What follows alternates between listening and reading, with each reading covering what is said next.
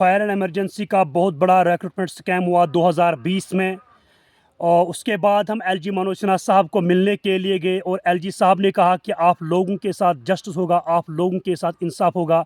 LG Manoj Sinha साहब ने एक कमेटी बिठाई, उस कमेटी को 1 महीने का टाइम दिया गया है। उस कमेटी ने 1.5 साल के बाद रिपोर्ट सबमिट किया। इनको खंगालने में बहुत बड़ा टाइम लगा क्योंकि ये बहुत बड़ा भ्रष्टाचार था। इसमें हर एक किस्म का भ्रष्टाचार पाया गया, नेपोटिज्म हो, फेवरेटिज्म हो। लेकिन एलजी मनोज सिन्हा साहब के हम बहुत बड़े शुक्रगुजार हैं। इस चैनल के माध्यम से एलजी मनोज सिन्हा साहब को हम तहे दिल से शुक्रिया अदा करते हैं।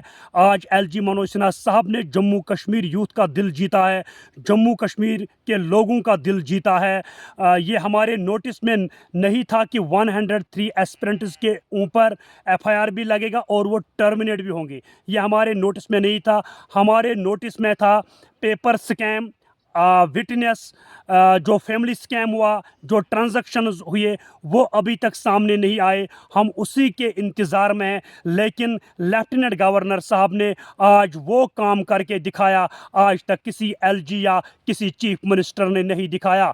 हम बहुत बड़े शुक्रगुजार हैं lieutenant governor LG Manoj Sinha साहब के कि उसने इस केस में हाथ डाला और पाई तकमील तक लेफ्टिनेंट गवर्नर साहब इसको पहुंचाएगा। और जितने भी अग्रीव्ड एस्पिरेंट्स हैं उनको डेफिनेटली इंसाफ मिलेगा।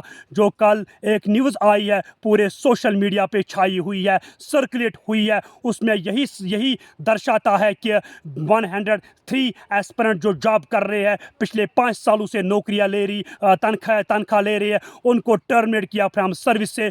हम शुक्रगुजार हैं लेफ्टिनेंट गवर्नर के।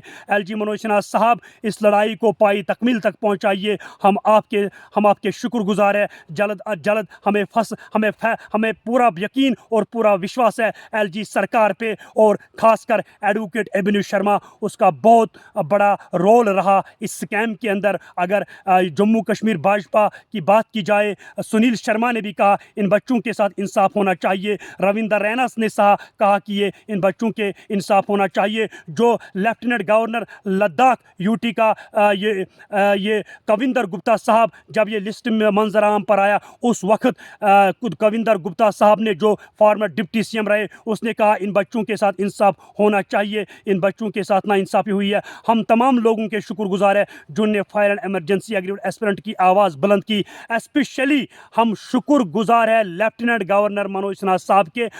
हमें पूरा भरोसा और पूरा विश्वास है आने वाले समय में fire and emergency agreed aspirants के साथ इंसाफ होगा।